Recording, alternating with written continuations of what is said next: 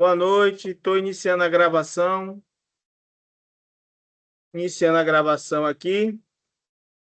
Quero dar boa noite a todos e todas, né? Vamos ao nosso segundo encontro síncrono.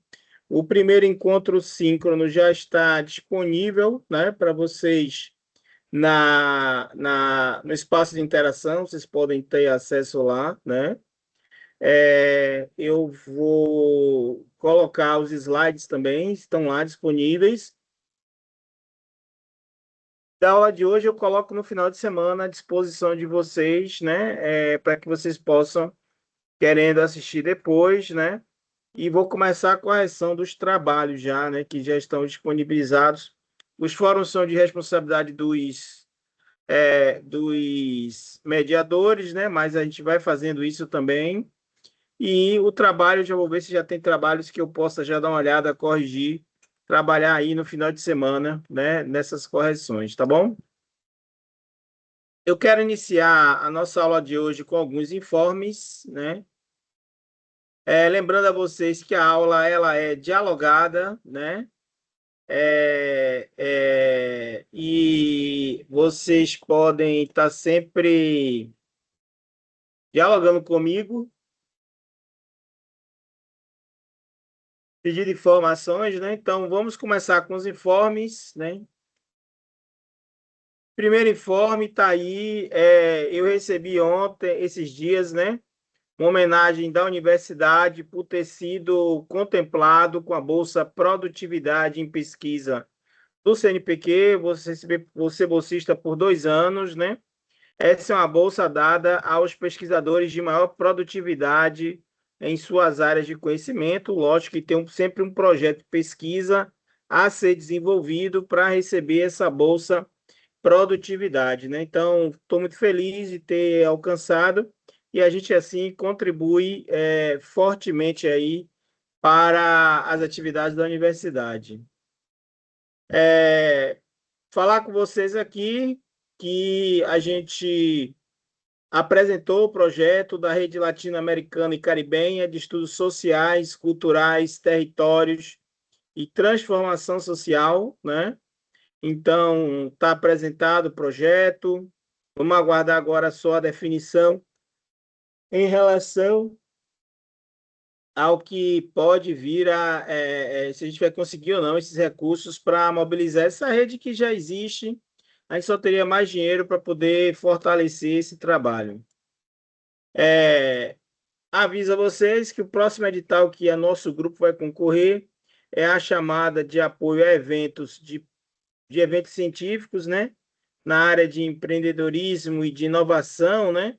E a gente vai concorrer com esse projeto aqui, que é o Camaçari 5.0 Global Innovation Forum, né? É um evento que já está pronto, o projeto, aí eu só vou adequá-lo para submeter até o dia 28 ao CNPq. Trago para vocês aqui também, essa aqui foi uma reunião que nós tivemos no dia de ontem, com o Departamento de Serrinha, aprovando a criação do curso de Direito na cidade de Serrinha. Se tiver alguém aí da cidade de Serrinha, já fica sabendo que a partir de 2027 nós vamos ter o curso de Direito lá na cidade de Serrinha e eu pude participar ontem dessa atividade, né? Ainda nos informes, eu queria mostrar para vocês aqui. é, Só um minutinho.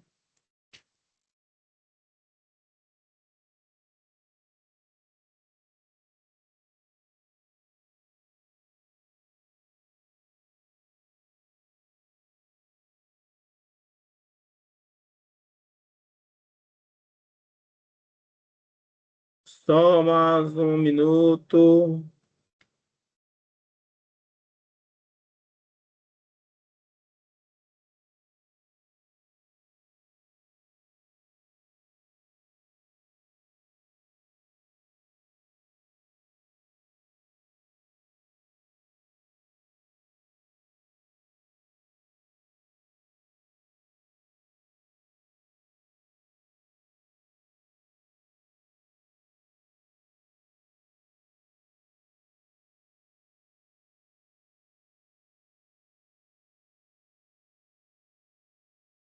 Aqui apareceu.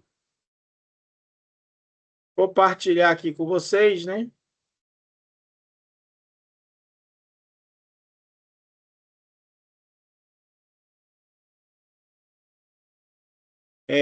Compartilhar.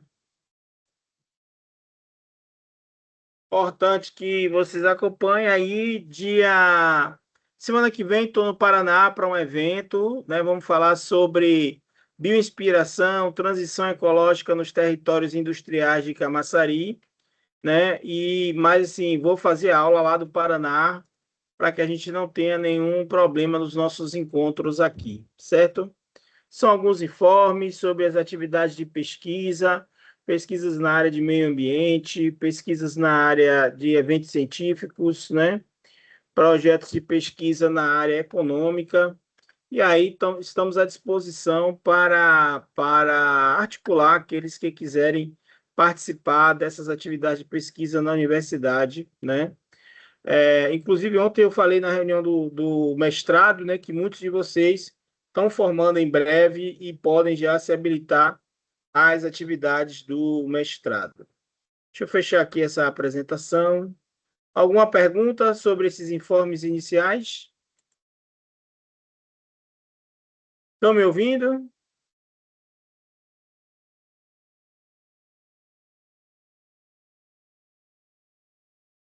Estão me ouvindo aí, gente?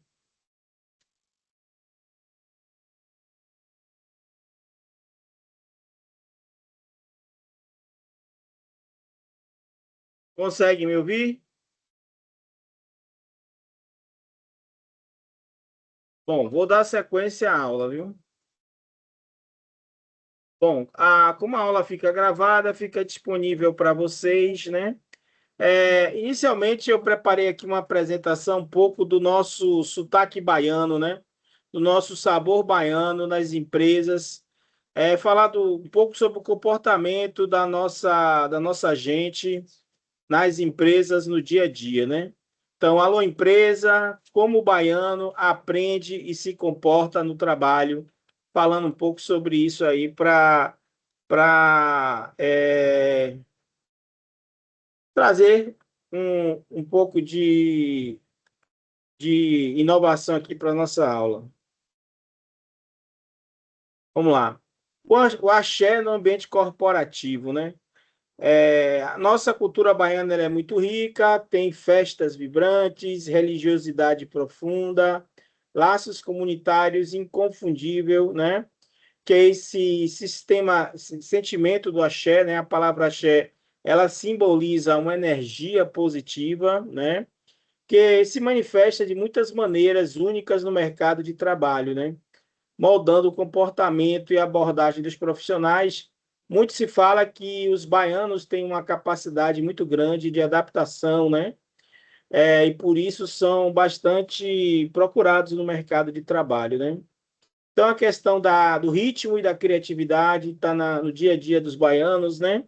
A natural inclinação à festividade e ao ritmo impulsiona uma abordagem mais leve e criativa, valorizando a expressão e a inovação nas soluções, né? Também a questão da resiliência e fé, né?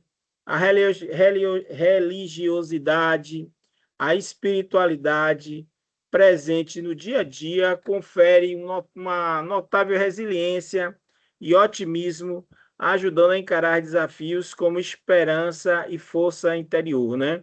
Então, é como dizer assim, o baiano tem muita fé, né? Como Caetano fala na música, né? Gilberto Gil também, a questão da fé, né, do baiano, né? A comunidade e colaboração, né? Fortes laços familiares e comunitários promovem um ambiente sempre de trabalho muito colaborativo, onde a ajuda mútua e o senso de pertencimento são prioritários, né? Por fim, a questão do engajamento, a energia contagiante do axé se traduz em dinamismo e paixão pelo que se faz, transformando o trabalho em uma fonte de realização pessoal e coletiva, né? Perfil do profissional baiano, né? Aí é um pouco a minha perspectiva disso, né?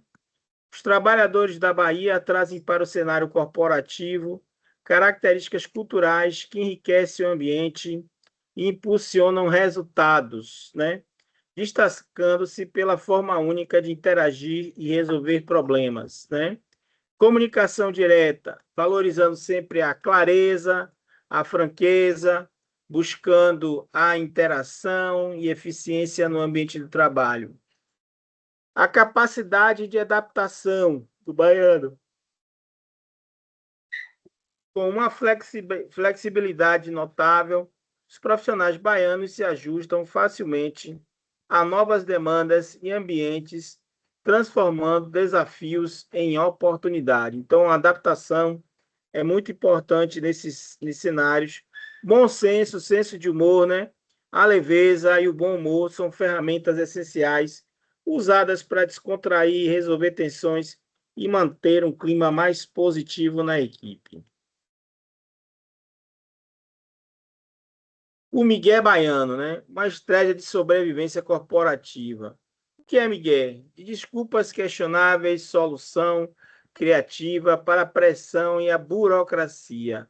Aprendizado informal, uma forma de testar limites e encontrar saídas não convencionais, né?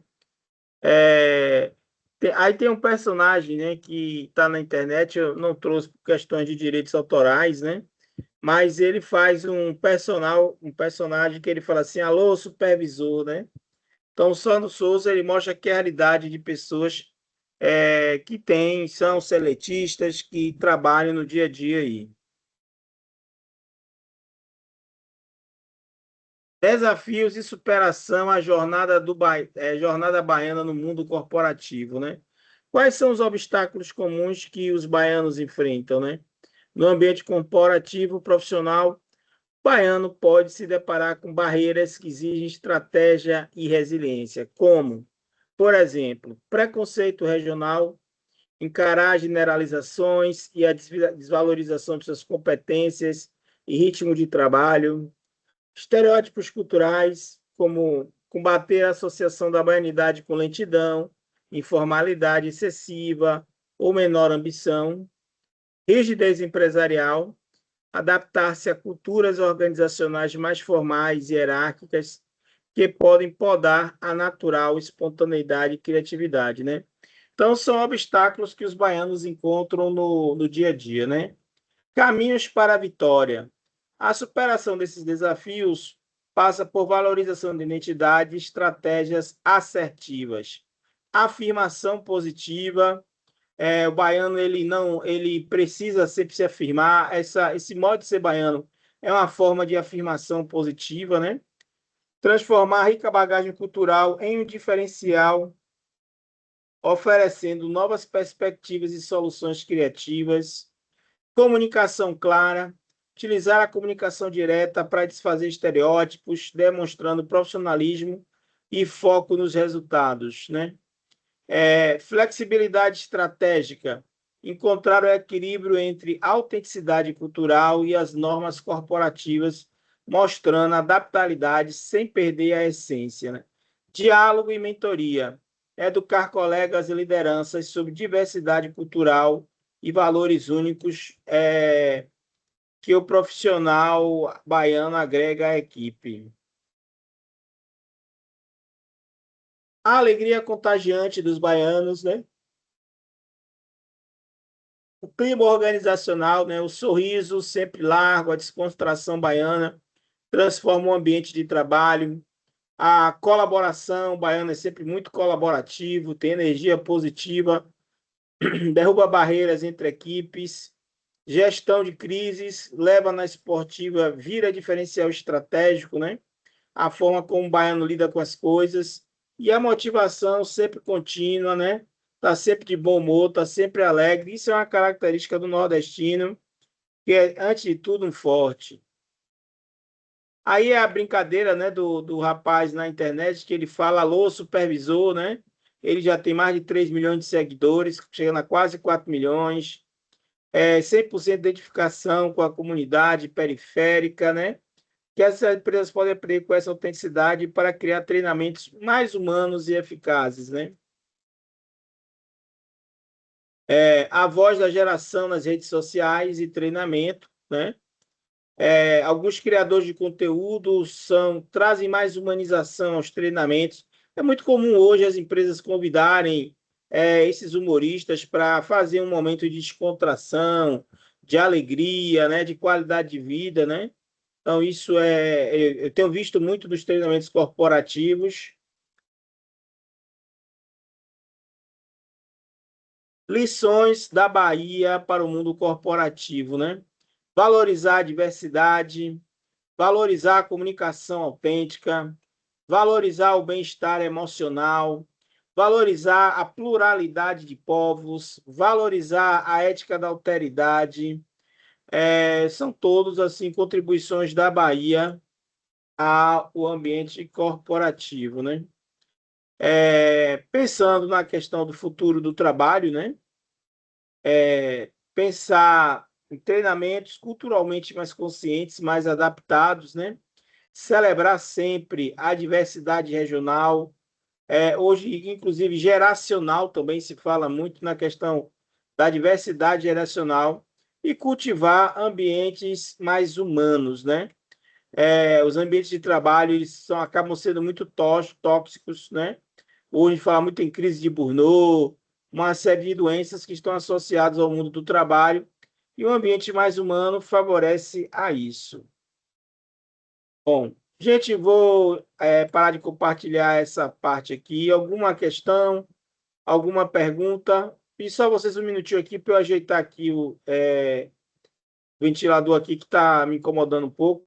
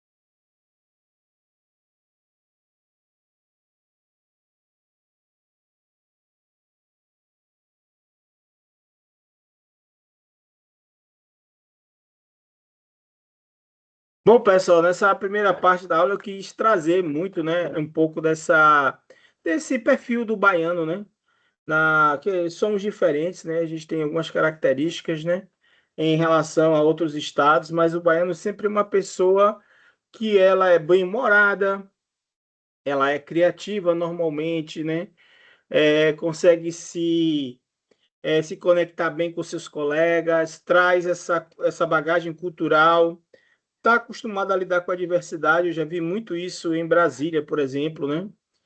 Os baianos sabem lidar bem com essa diversidade. Então, são todas coisas que nos favorecem no mercado de trabalho. Lógico que a gente também sofre alguns preconceitos, se parte de alguns estereótipos, né? Mas você vai usando isso para contornar, né? Eu, no dia a dia corporativo, gosto de usar muito essa relação do baiano. Eu sempre brinco assim com as pessoas, né? Quando alguém me pergunta se eu sou da Bahia, eu digo assim, eu não queria me gabar, mas eu moro na Bahia, moro em Salvador, né? Que é uma forma de afirmação cultural, né? Então, quis trazer para vocês nessa primeira parte da aula. E queria saber se tem alguma pergunta, alguma dúvida sobre isso aí.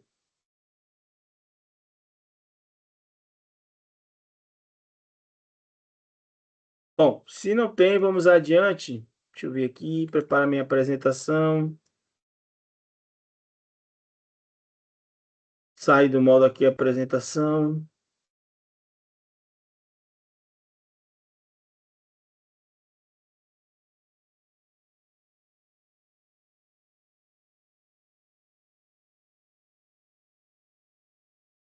Hoje, no segundo encontro, tem alguns temas aqui para tratarmos, né?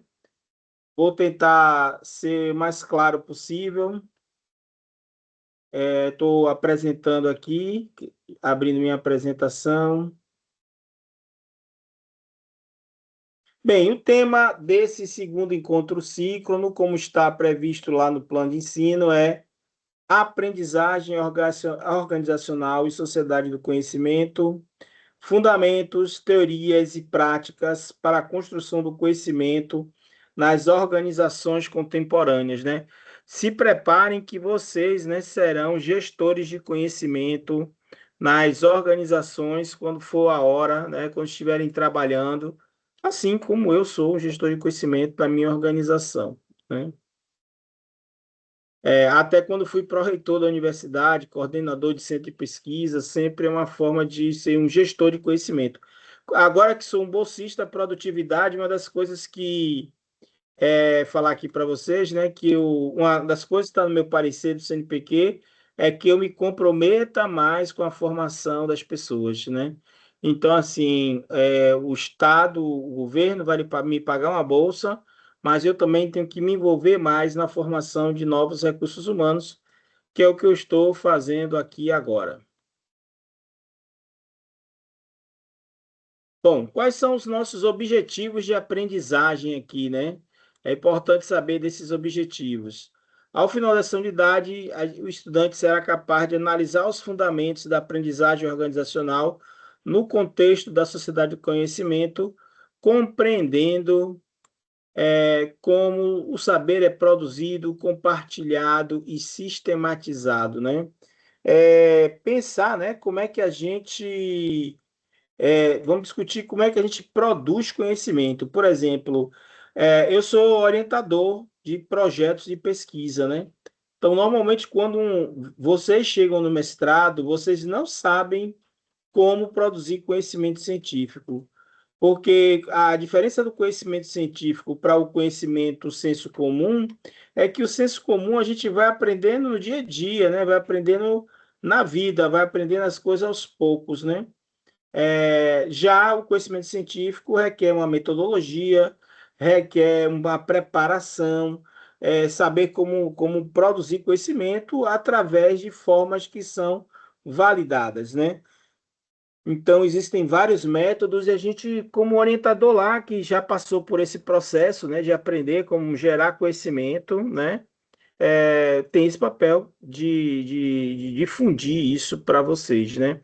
Hoje uma colega, inclusive, lançou o livro dela com a metodologia dela de pesquisa, de produção científica, de produção de conhecimento pertinente, o que é muito bom, né? Ela ter conseguido lançar um livro sobre esse tema.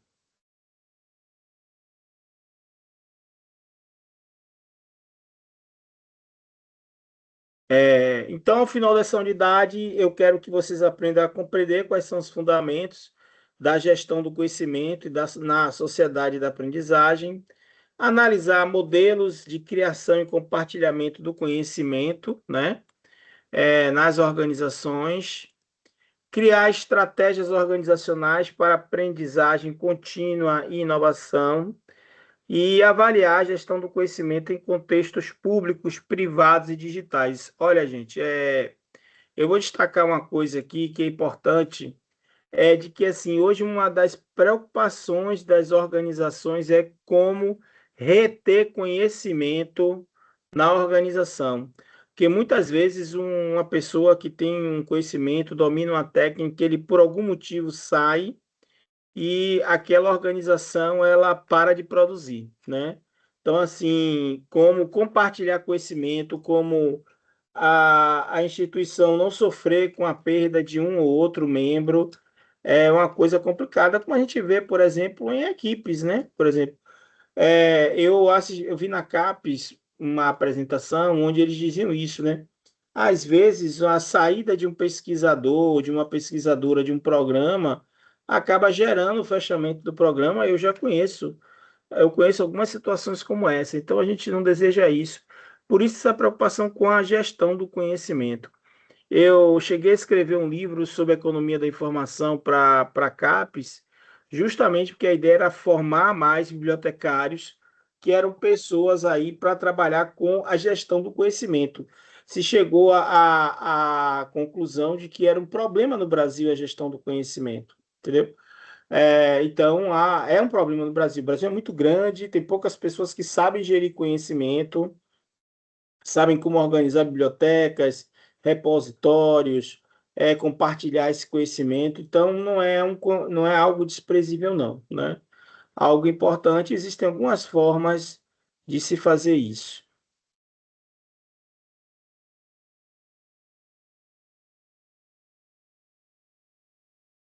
Bom, no nosso conteúdo programático, nós temos Sociedade do Conhecimento, Globalização, Economia do Conhecimento, alguns autores clássicos, Fundamentos da Gestão de Conhecimento. Aí nós vamos falar sobre o que é conhecimento tácito, o que é conhecimento explícito, né? O modelo de Nonaka e Takeuchi, né? De transferência de conhecimento. Vamos falar sobre aprendizagem organizacional, né? Como as comunidades de prática, as redes e a inteligência coletiva, como é que isso se dá, como é que isso acontece, gestão estratégica do conhecimento, como gerir o conhecimento de forma estratégica, né?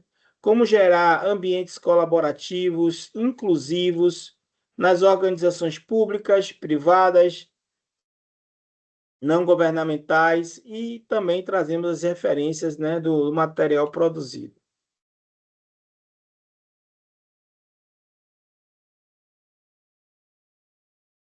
Bom, sobre a sociedade do conhecimento, vocês já devem ter ouvido falar dessa expressão, né? Então, a gente considera como marco aí da geração da sociedade do conhecimento a Segunda Guerra Mundial, né? Depois da Segunda Guerra Mundial, a gente tem essa preocupação aí com a questão da sociedade do conhecimento, né?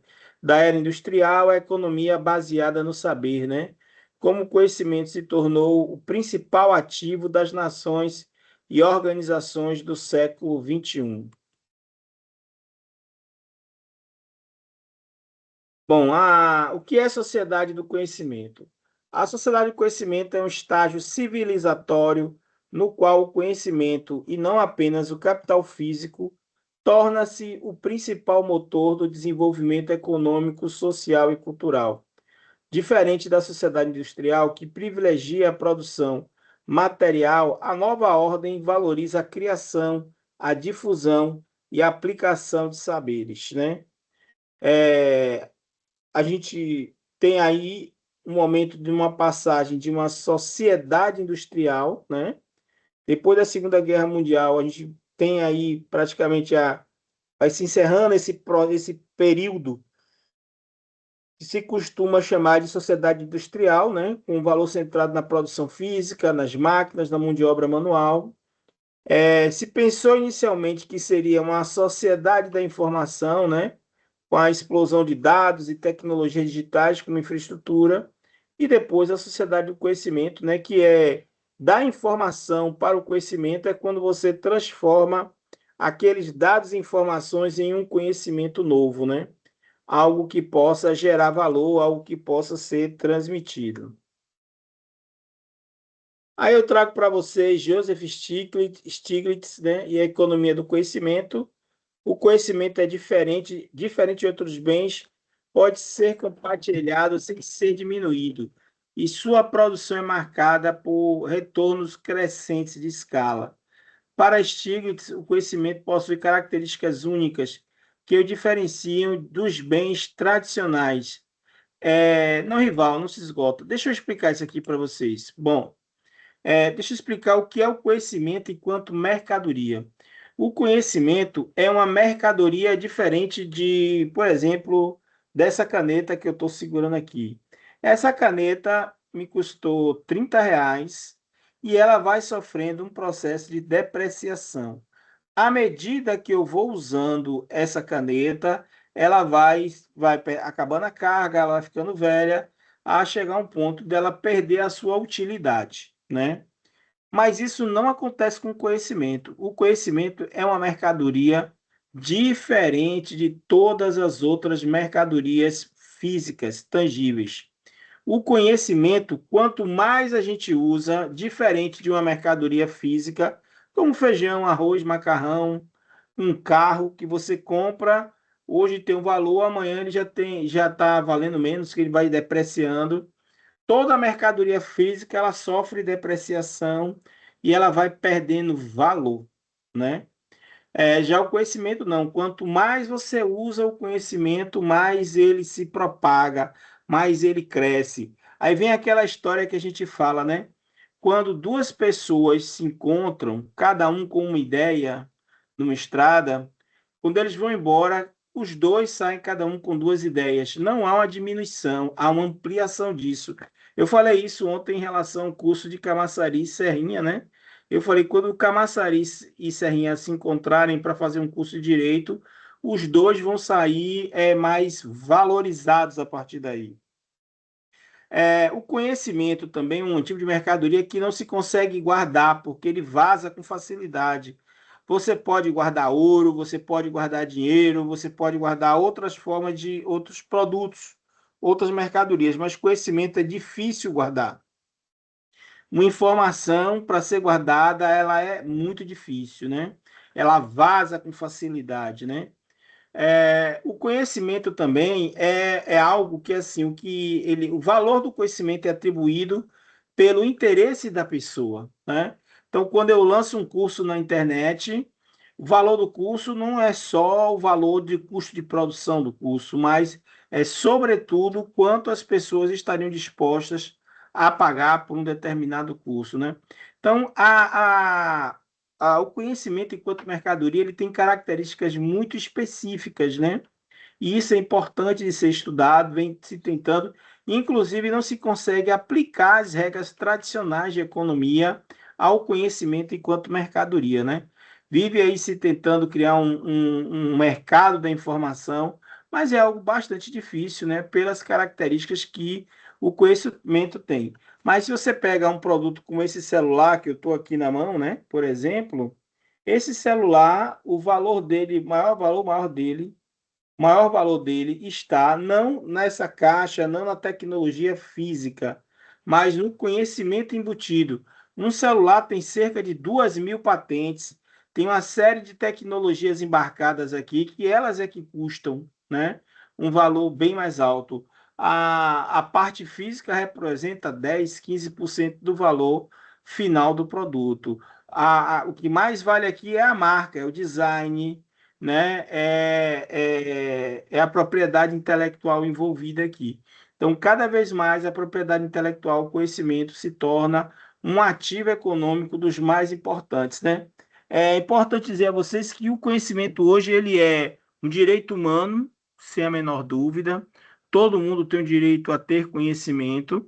É um direito fundamental previsto na legislação brasileira, né? O dever do Estado em levar o conhecimento até as pessoas, mas o conhecimento é, sobretudo, um bem jurídico, um bem público fundamental para a geração de uma melhoria da condição humana e desenvolvimento sustentável. Não sei se aqui tem alunos de Camaçari, mas saiu hoje a notícia de que o prefeito de Camaçari foi para Manchester, né? Tá vendo a construção lá na cidade de Camaçari da City Football Academy, que traz toda uma tecnologia, todo um know-how, todo um conhecimento desenvolvido na Inglaterra, desenvolvido na Europa há mais de 10 anos. E ele foi lá conhecer essa estrutura, foi lá interagir com as pessoas e com certeza trará novidades para a nossa cidade aqui na Bahia. É o que a gente chama de transferência de tecnologia, né?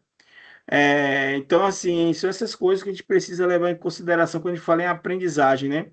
Por exemplo, o que o City está fazendo com o Bahia, aqui em nosso estado, isso foi dito, né? O Bahia não procurou só um parceiro financeiro, o Bahia procurou também uma organização que tivesse muito conhecimento do negócio do futebol, da organização do futebol, para justamente desenvolver um trabalho aqui em nosso estado. E essa tecnologia está sendo aportada no clube aos poucos, porque isso se dá dentro de um processo que às vezes demora um pouco, né?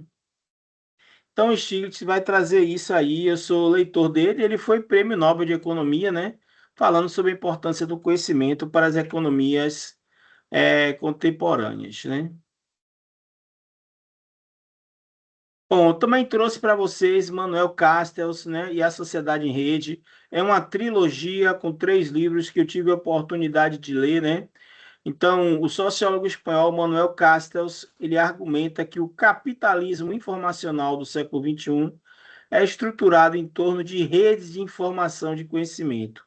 Em sua trilogia A Era da Informação, de 96 a 98, Castells demonstra que o poder econômico migrou para quem controla, produz e distribui conhecimento nas redes globais, que é, no caso, a internet, né? Para Castell, a identidade organizacional é cada vez mais definida pela capacidade de aprender e inovar em rede, e não pela posse de ativos físicos, né?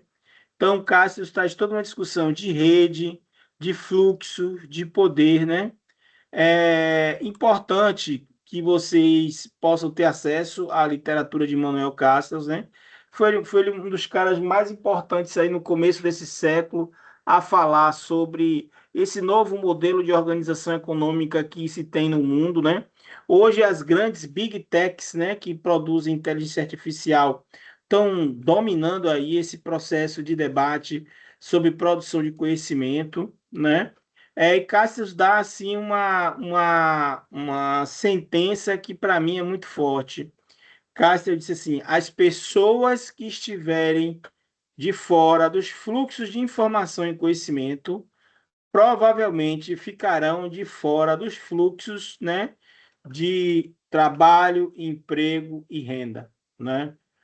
Então, quem estiver fora dos fluxos de conhecimento também vai ficar de fora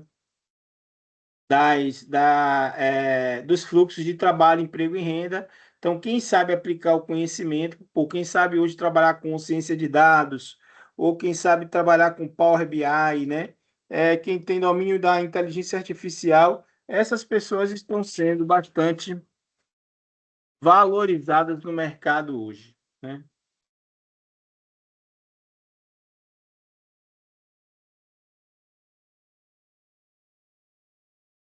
Vou dar seguimento aqui, né? Não temos questões. Bom, outra discussão, outro importante autor que eu trouxe para você aqui são Bourdieu, François Quesnay, né? Que ele fala em globalização ou mundialização, né? São duas expressões que são utilizadas. Eu prefiro mundialização. A ideia de globalização vem mais da língua anglo-saxônica, né? E mundialização é mais pela tradição latina, né? Globalização significa integração de mercados, capitais e tecnologias em escala planetária. Enfatiza a dimensão econômica e a homogeneização cultural. Aí vem Milton Santos, Antônio Giddens, né, que são pessoas que tratam desse assunto. Já o conceito de mundialização fala sobre um processo de difusão cultural e epistemológica, né, e epistêmica, que não apaga as diferenças locais. Eu acho que isso é o que ocorre. Enfatiza a diversidade e a simetria do poder no acesso ao saber, né? Aí o destaque para François Quesnay, né? E nós temos aí impacto nas organizações, né? As empresas, instituições são pressionadas a aprender continuamente para competir e cooperar em ambientes globais cada vez mais voláteis e complexos, né? Aí eu estou realmente numa situação privilegiada, que como eu trabalho em Camaçari, eu convivo lá com esse debate entre globalização e localização, né? O global e local. Camaçari é uma cidade que tem um polo industrial, tem um polo petroquímico, chegou agora a BYD, né? O City Futebol Academy. O prefeito ele tem que lidar com todos esses empresários, né? Há todo um cenário internacional e uma grande pergunta que se faz, né? Como é que a sociedade vai se beneficiar desse processo, né?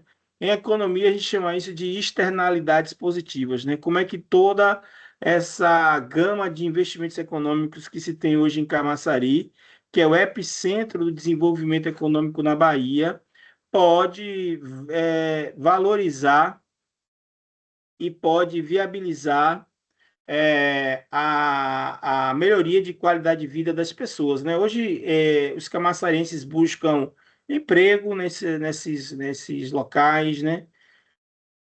Se espera que os impostos gerados por esses empreendimentos possam melhorar a vida das pessoas e, sobretudo, a universidade tem um papel central aí de formar recursos humanos para atuar nessas instituições, que é o caso de vocês aqui, né? Está preparando para atuar nesse cenário aí de globalização.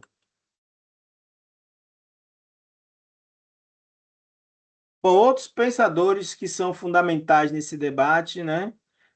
Peter Drucker, né, que é o pai aí do marketing moderno. Ele cunhou o conceito de trabalhador do conhecimento, né, que knowledge worker, e afirmou que o conhecimento se tornaria o recurso econômico central da sociedade pós-capitalista, substituindo o capital e o trabalho manual, que é um processo que já vem acontecendo. Alvin Toffler, né, que vai descrever o deslocamento do poder do músculo e do dinheiro para o conhecimento, identificando como maior, como a mais democrática das fontes de poder, pois pode ser acessado por qualquer pessoa. Nico Ster também vai trazer, propõe um conceito de sociedade do conhecimento, como aquela em que o saber científico e técnico permeia todas as esferas da vida social, tornando-se principal legitimador das decisões coletivas, né? O que a gente pode afirmar no momento é que o conhecimento, de fato, se tornou o principal ativo econômico, né? Mais do que prédios e máquinas, o conhecimento é o grande ativo econômico no mercado.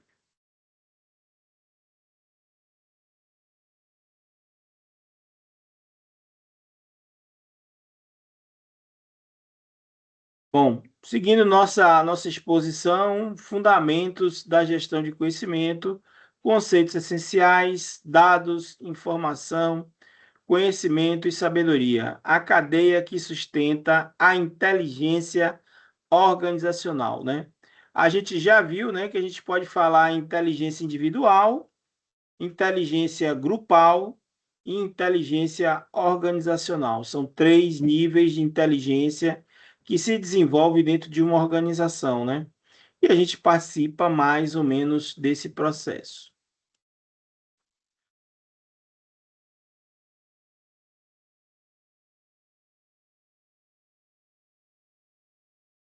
Bom, aí aqui eu trago uma pirâmide, né, para mostrar a hierarquia do conhecimento, né?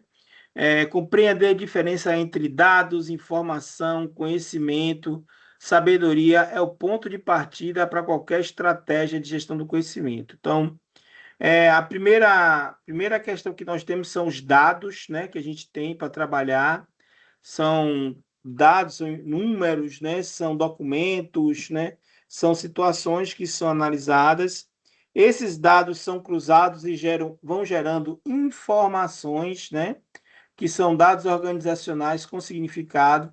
A informação gera conhecimento, que é informação contextualizada e aplicada, e no topo da pirâmide nós vamos ter a sabedoria, que aí entra a intuição, entram os valores, entram os sentimentos, né, para a tomada de decisão. A questão da ética, por exemplo, também entra nessa fase aí.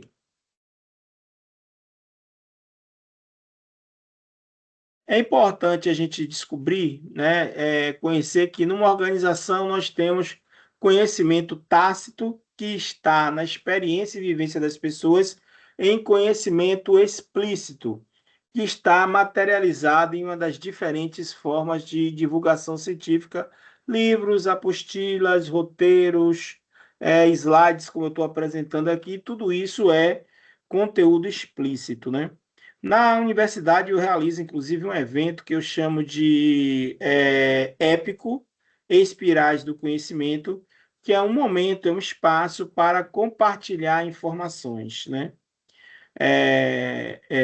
E quem vai tratar disso é Nonaka e Takeuchi. Eles têm um clássico, um livro que é clássico sobre gestão do conhecimento, que eu sugiro que vocês tenham acesso. Eu acredito que eu tenho ele já em PDF, que foi distribuído por alguma organização, e vocês podem ter acesso.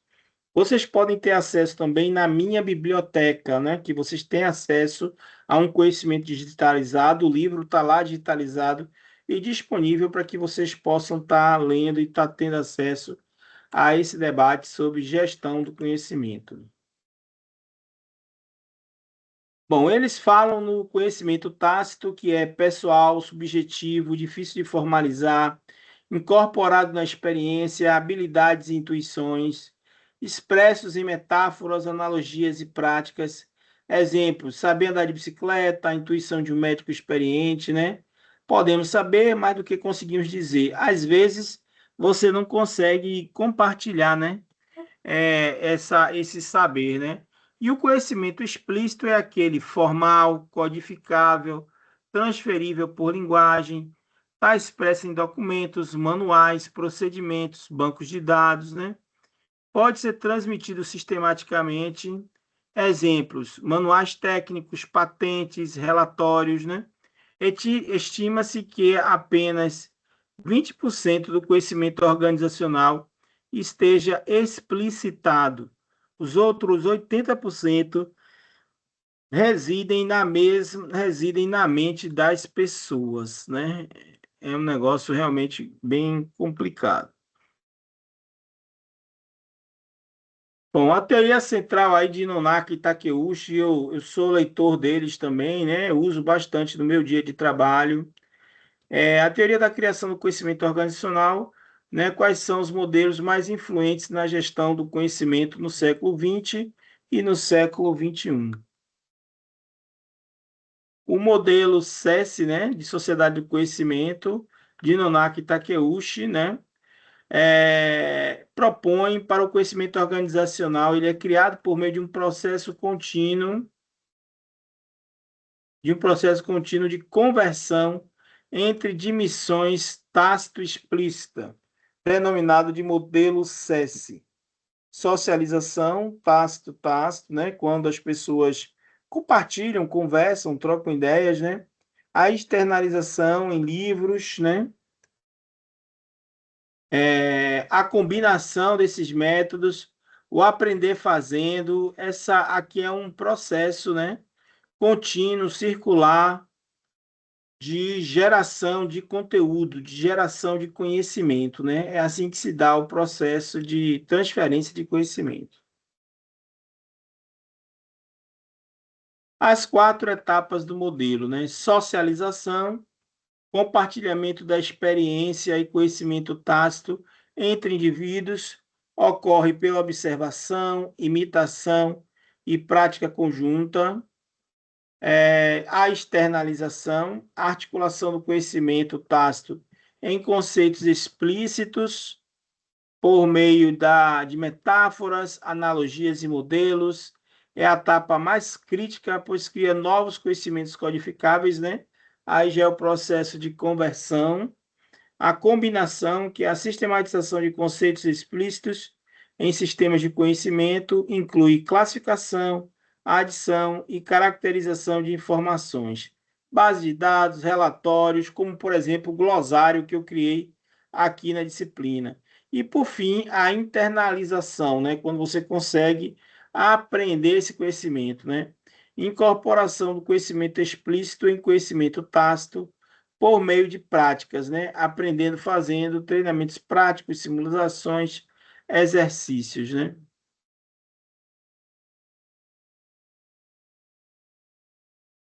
Bom, o espaço do conhecimento, né? Nonaka e Takeuchi introduziram o conceito japonês de ba, né?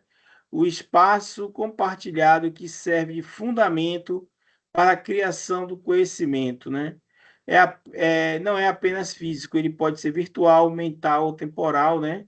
Aí ele pode ser originário, um espaço físico, interação face a face, pode ser interativo, diálogo coletivo e reflexão, cibernético ou exercitado, prática de memória. Gente, essa questão do espaço de produção de conhecimento, ela é muito importante, inclusive nas empresas, nas organizações, né? Criação de espaços que a gente chama hoje em dia de ambientes de inovação, né? O ambiente de inovação, ele não é formado por máquinas, não é formado por equipamentos, ele é formado, sobretudo, por pessoas. São as pessoas que são capazes de gerar conhecimentos novos. De nada adianta eu ter lá máquinas novas, computadores no centro de pesquisa, se eu não tiver pessoas que possam utilizar esses equipamentos na produção de conhecimento. Então, tudo nasce com as pessoas. A gente tem um processo lá de construção do conhecimento que começa com a ideação, né? Quando a pessoa chega lá, participa de eventos, seminários, né? Troca de informações. Aí tem o processo de formação, de capacitação, depois o processo de incubação e depois o processo de aceleração, quando a ideia dá certo a gente vê uma forma de transferir aquela ideia para uma organização, seja ela pública, privada, não governamental, alguém que possa usar aquele conhecimento da melhor forma possível, né?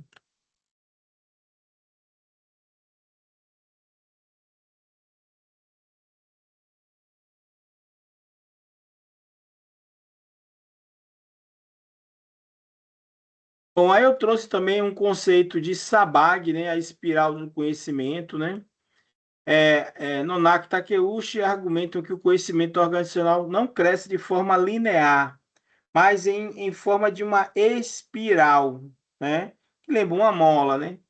Cada ciclo completo amplifica o estoque de conhecimento para novos níveis, do indivíduo ao grupo, do grupo à organização, da organização à nação e por aí vai. E aí se formam os ecossistemas, né? Então, essa espiral mostra aí o nível individual, o nível grupal e o nível organizacional, e depois nós vamos ter níveis ainda maiores, né, de transferência de conhecimento.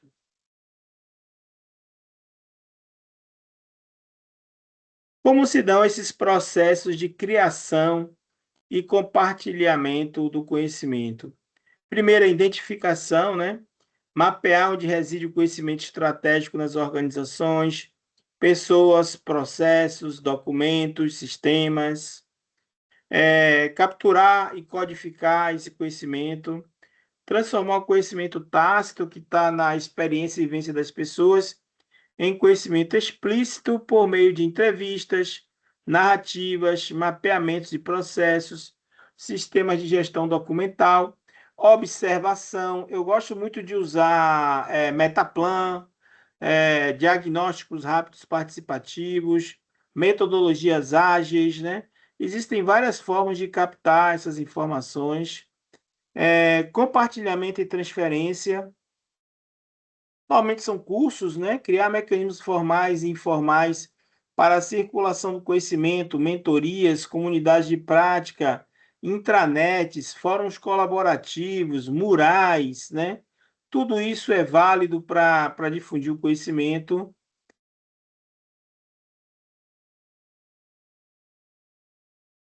Aplicação e inovação. Utilizar o conhecimento acumulado para resolver problemas, melhorar processos e criar produtos e serviços inovadores, né?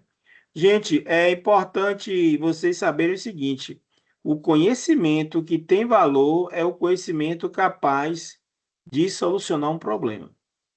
Eu falo sempre o seguinte: já foi o tempo em que valia a pena ser uma biblioteca ambulante, né?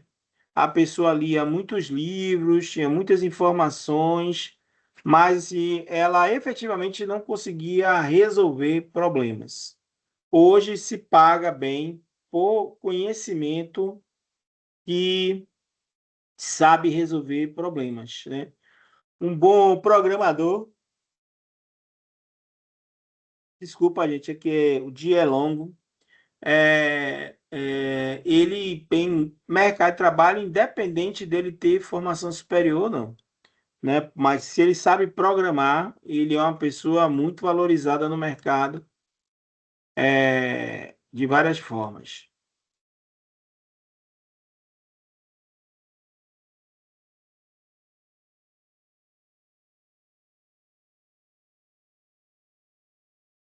Modelos de gestão do conhecimento nas organizações, além de Nonaka, Takeuchi, Sabag, existem outros modelos, né? Modelo de Davenport e Prusak, né? Foca nos processos de conhecimento, geração, codificação e transferência. Enfatiza o papel dos mercados internos do conhecimento e a figura do conhecimento, né? Modelos de Leonard Barton centra-se na capacidades essenciais, né? Compatibilidade da organização, distinguindo ativos de conhecimento estratégico daqueles que podem se tornar utilidades dentro da instituição, né? E, por fim, estruturas de gestão de conhecimento em três pilares, né? Explorar conhecimento existente, desenvolver novos saberes e implantar ativos de conhecimento nos processos organizacionais.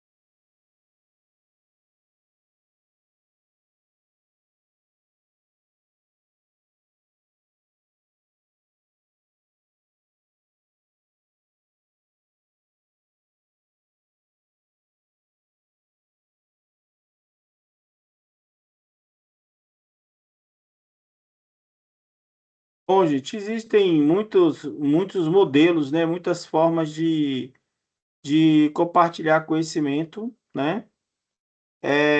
E nos cabe, enquanto gestores, pensar uma forma, um sistema de compartilhar conhecimento dentro das organizações, né? Hoje em dia a gente usa caixas, né, onde a gente pode colocar sugestões. Eu solicitei, não sei se foi nesse grupo aqui que eu solicitei um brainstorm, né?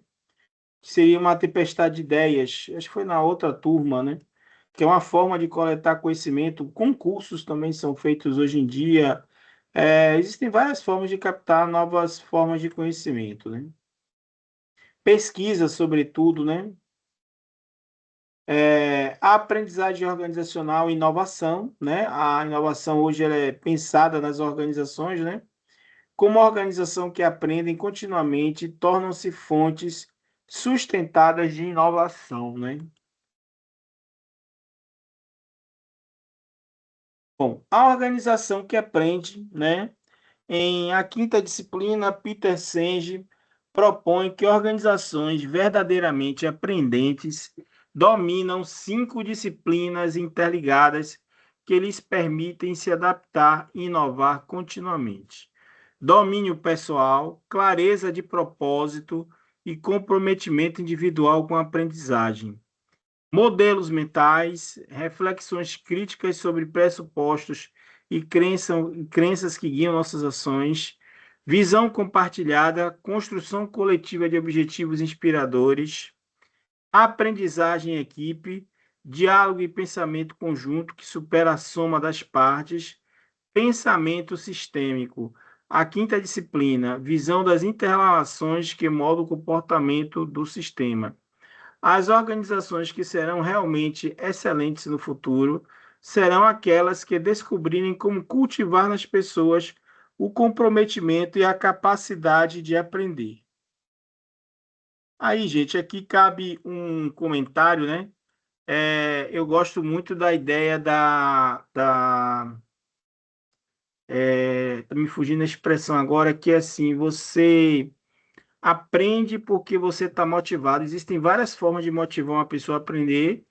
Pagamentos, retorno financeiro é uma forma, né, de você estimular a pessoa a aprender mais. Eu acredito que vocês estão a uma hora dessa fazendo um curso de administração, porque vocês sabem da importância da titulação, vocês sabem da importância do domínio do conhecimento e quanto isso pode melhorar a vida de cada um de vocês, assim como melhorou a minha, né?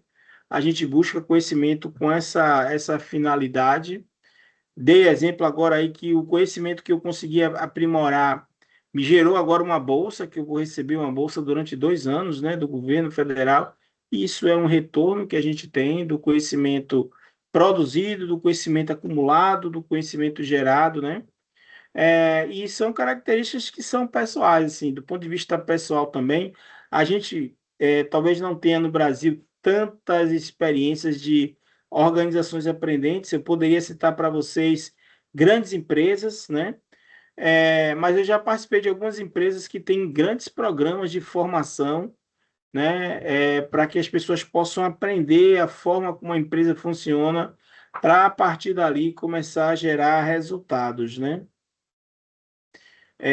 Mas as empresas que vão sobreviver, digamos assim, a essa nova realidade são aquelas empresas capazes de se adaptar e aprender com essa nova realidade. A inteligência artificial, por exemplo, ela é uma competência hoje que está desafiando as empresas. Eu assisti uma reportagem onde o empresário ele dizia assim que não em 2, mas talvez em 5 anos, as empresas que não dominarem a inteligência artificial, elas vão ter dificuldade para se manter no mercado, né? Então, a cada dia, eu acho que também os profissionais que não dominarem a inteligência artificial vão ter mais dificuldade com todos os problemas, com todos os riscos que nós sabemos que a inteligência artificial ela representa. Eu já falei aqui, acho que conversando com uma empresa de Israel, eles me disseram assim, talvez a inteligência artificial seja o novo computador. Eu acho que isso é uma realidade. Também já assisti palestras de como a inteligência artificial pode ampliar a nossa capacidade de cognição, a nossa capacidade de raciocínio. Eu acho que ampliar a capacidade de raciocínio não, mas ampliar a nossa capacidade de processar ideias, né? Então, acho processar informações. Às vezes, coisas que eu levaria meses para fazer, hoje a gente consegue fazer em bem menos tempo recorrendo à inteligência artificial para isso, né?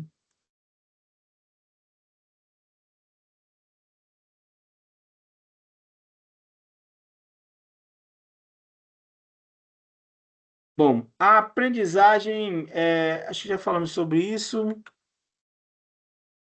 Bom, comunidades de práticas e redes de conhecimento, né? Comunidade, a gente fala em comunidades científicas, comunidades intelectuais, né, que dominam o conhecimento, e as comunidades de prática são aquelas formadas por pessoas que atuam, que trabalham, que participam das coisas, né? Desenvolver um conceito de comunidade prática, grupos de pessoas que compartilham uma preocupação, um conjunto de problemas ou paixão por um tema e aprofundam seu conhecimento interagindo regularmente, né? Uma comunidade prática possui três elementos estruturantes: domínio, identidade compartilhada e compromissos com o tema, comunidade, relações de confiança e aprendizagem mútua. Prática, repertório compartilhado de recursos, experiências e ferramentas. É, Exemplos organizacionais são grupos de inovação, fóruns técnicos, grupos de pesquisa interdepartamental, redes de mentoria, grupos de melhoria contínua, todas são formas aí são comunidades de prática, né?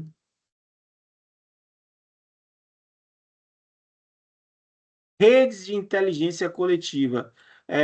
Tem um livro, deixa eu ver se eu acho aqui esse livro.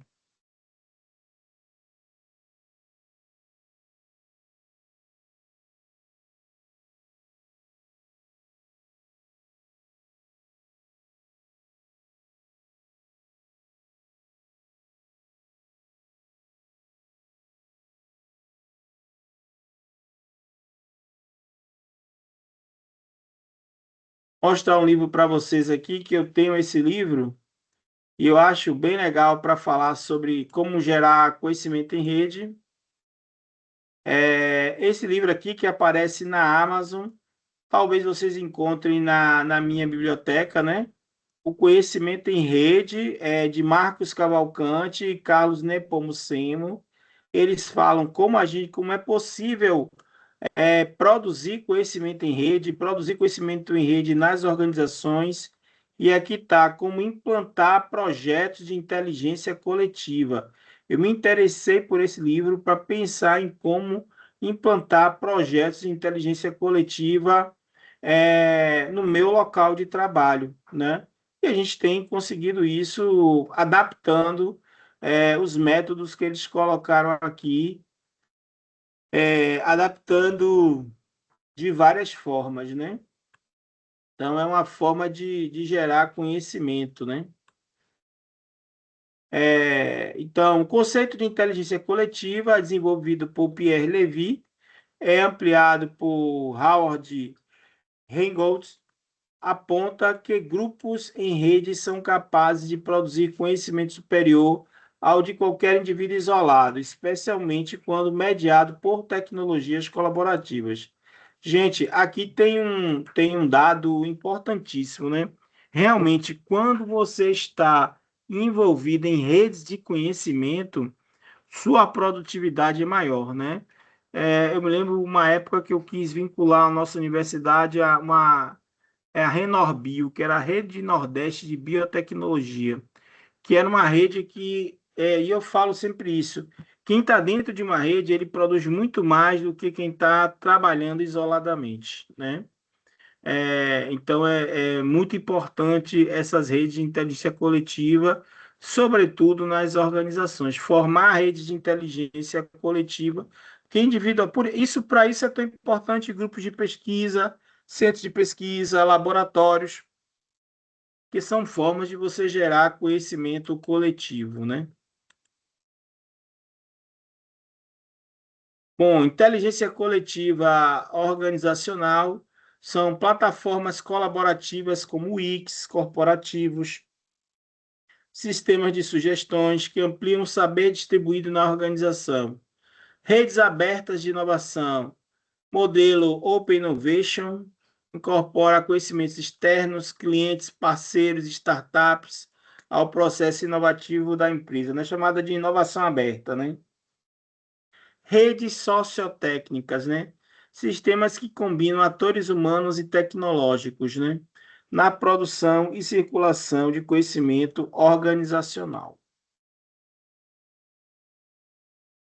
Gestão do conhecimento em organizações públicas e privadas, né? Vamos falar agora dessa gestão dentro das instituições, né? Desafios, especificidades e boas práticas na implementação da gestão de conhecimento em diferentes tipos de organizações. No setor público, qual é o grande problema? Motivação, interesse. Muitas vezes um servidor público ele não tem muita motivação, muito interesse para aprender. Desafios, a burocracia é um problema, a rotatividade de pessoas também é um problema, foco na memória institucional, na continuidade dos processos, exemplos, governo eletrônico, portais de transparência. No setor privado, motivação, competitividade, lucro, são problemas, né? Às vezes você tem muita dificuldade para compartilhar conhecimento. Desafios, sigilo e proteção intelectual, foco, inovação, vantagens competitivas, P&D, CRM, base de conhecimento. Existem diferenças de um setor para outro, né? Bom, estratégias organizacionais para aprendizagem contínua, né?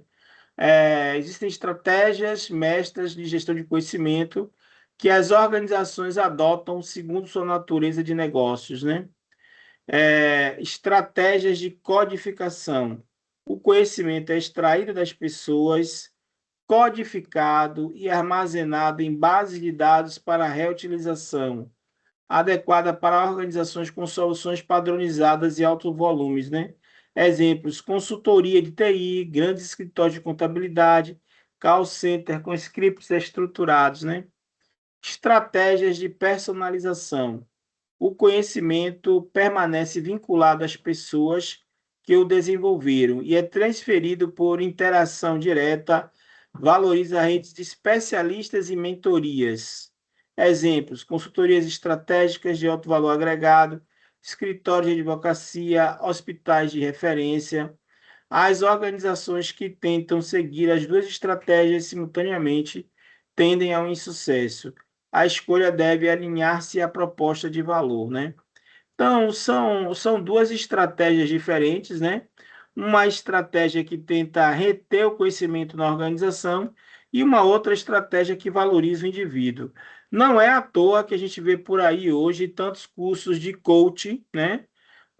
O famoso coaching, né? Vi muita gente fazendo curso de coach e tal, mas não funcionou aqui no Brasil isso. E agora a onda é a da mentoria, né? Então, assim, tem gente vendendo cursos de mentoria, cada um cria um método, né?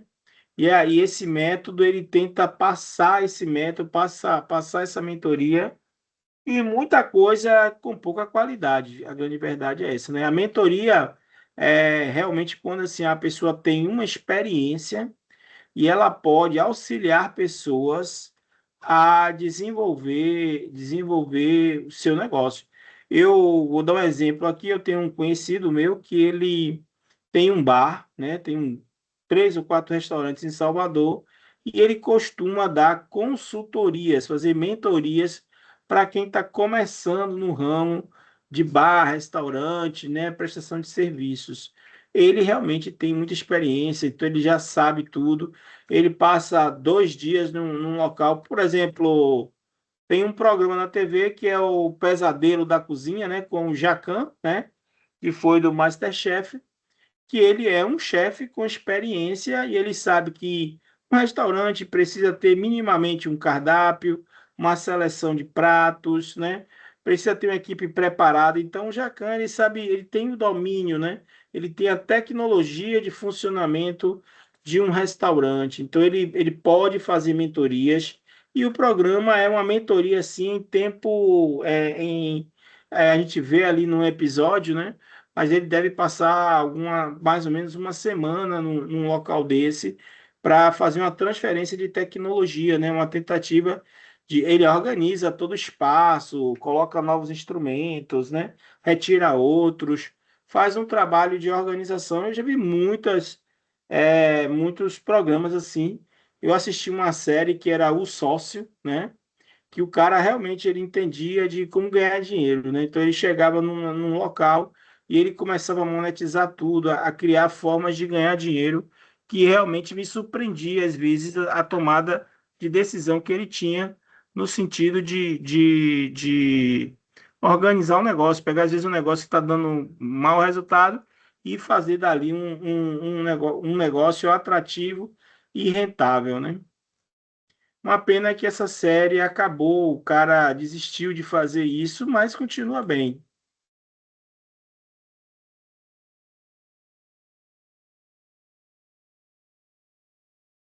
Bom, falar em aprendizagem, hoje em dia que a gente fala muito em participação, colaboração, né? Ambientes colaborativos de aprendizagem e trabalho são importantíssimos, né? Você já deve ter ouvido falar nos coworkings, né? Hoje, a grande maioria dos trabalhadores querem estar em coworkings. Aqui à direita do slide tem um desenho, né? Do pessoal num coworking trabalhando, aquela ideia daqueles gabinetes fechados, portas fechadas, acabou. E hoje em dia a gente tem o famoso coworking, né? Que é um espaço para espaços mais colaborativos, né? São espaços físicos, né? Eu mesmo prefiro trabalhar hoje no espaço colaborativo, no coworking, do que ficar trancado numa sala em que pese eu passo muitos dos meus dias aqui trabalhando no meu próprio home office, né? Porque as condições que eu tenho de trabalho aqui é difícil achar em um outro lugar. Então, opto por aqui, mas gostaria bastante de estar num ambiente colaborativo onde eu pudesse estar trocando ideias com pessoas, né? Também tem esses espaços digitais, eu já participei de incubadora digital, participei de vários espaços, até grupos de WhatsApp disso, né? Que são ferramentas virtuais, né? E a própria cultura organizacional, né? De colaboração, de competição, né? De troca de informações. Isso é importante. Da nossa disciplina tem que falar da parte de inclusão, acessibilidade e democratização do conhecimento, né? Então, a gestão do conhecimento só é plena quando o acesso ao saber é equitativo e inclusivo, né? Segundo Stiglitz, né? E já alertava que o fosso do conhecimento entre países e grupos sociais é o principal mecanismo de perpetuação da desigualdade na era da informação, né? Aí entra a acessibilidade digital, sistemas e conteúdos acessíveis e pessoas com deficiência. Eu avalio cursos, faculdades, né, de ensino superior, e a gente olha isso, se tem esses mecanismos de acesso dessas pessoas, a diversidade epistêmica, a valorização de saberes plurais, né? Tradicionais, locais, femininos, periféricos, como fontes legítimas de inovação e resolução de problemas complexos, né? Letramento informacional, capacitação de todos os colaboradores para buscar, avaliar e usar criticamente o conhecimento, políticas de gestão de conhecimento com marcos legais institucionais, lei de acesso à informação, governo aberto, e por aí vai, né? Hoje a gente sabe que a colaboração é o principal fator, né, para a geração de conhecimento, para a geração de oportunidades, né? Bom, eu estou querendo encerrar a aula agora, não quero ir adiante, né? Vou deixar o restante de conteúdo para o próximo encontro. Queria saber de vocês que a gente tem que terminar agora às 20h30, né? Se vocês faltam 3 minutos. Se vocês têm alguma questão a colocar, gostam de colocar algum exemplo, gostam de colocar. A gente está dentro de uma instituição que é, por natureza, uma instituição de gestão do conhecimento. O que a gente está fazendo aqui é um processo de compartilhamento de informações, né? Tem muitas informações no ambiente virtual de aprendizagem, que é uma plataforma colaborativa que vocês também podem. Por isso que o fórum é tão importante, gente. O fórum aqui nessa disciplina ele é tão importante que o fórum é o momento, é o espaço para que vocês possam compartilhar informações, para que vocês possam passar adiante conhecimentos, trocar dúvidas, né? Leiam também as mensagens que são postadas pelos seus colegas. Tudo isso é forma de compartilhar conhecimento, né?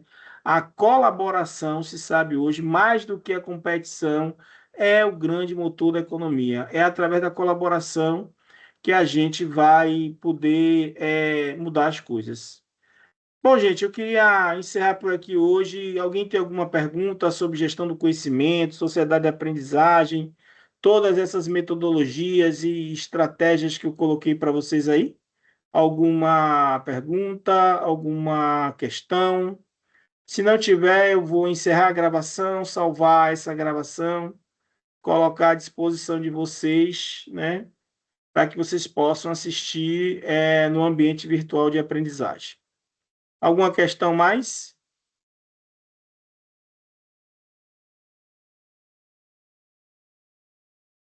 Bom, não temos questões, então deixa eu encerrar aqui a gravação.